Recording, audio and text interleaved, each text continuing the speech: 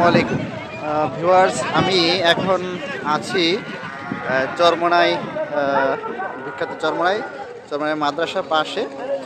এখানে প্রতি বৃহস্পতিবার এই মাঠেই আশেপাশে বিশাল জায়গা আছে, বছরে দুবার মাহফিল হয়।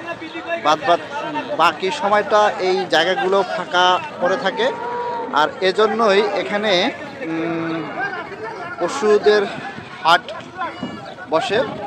এটি সপ্তাহের বৃহস্পতিবার নির্ধারণ করা আছে।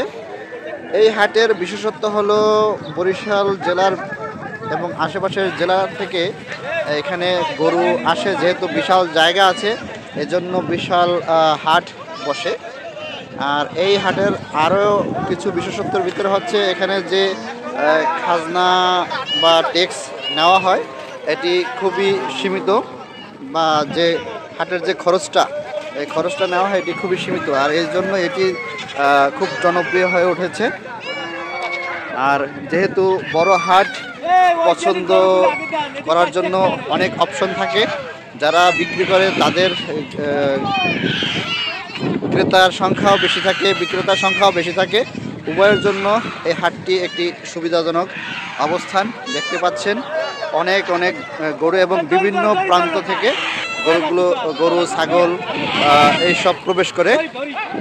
তো মূলত আজকের এই বিষয়টা তুলে ধরার জন্যই আমরা এই হাটে এসেছি। আপনাদের আরও বিভিন্ন ফুটেজ দেখানোর জন্য নিয়ে যাব, চলুন এবং দেখতে থাকুন। দেখতে পাচ্ছেন ট্রলার ভর্তি করে গরু আসছে। বরিশাল যেহেতু একটি নদীমাতৃক অঞ্চল, এখানে নদীপথে যাতায়াতটাই সবচেয়ে ভালো। আর একের পর এক আসছে গরু ছাগলের ট্রলার, এবং ট্রলার থেকে বিক্রেতারা নামিয়ে নিচ্ছেন তাদের পালিত অথবা ক্রয়কৃত পশুগুলো। এই যে দেখেন একের পর এক পশু নামাচ্ছে, এবং আপনাদের দেখানো প্লেসগুলোতে এদের অবস্থান হবে।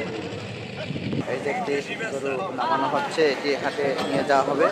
এবং এইমাত্র একটি ট্রলার আসছে, একে এখান থেকে তাদের পশু নামানো হবে।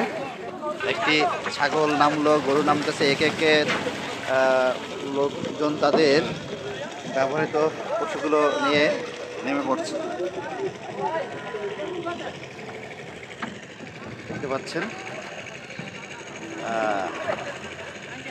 এগুলোই হাটে ওঠানো হবে। আজকে যেহেতু একটু শৈত্যপ্রবাহ, এর জন্য অনেকটা সময় অতিবাহিত হয়ে গেছে।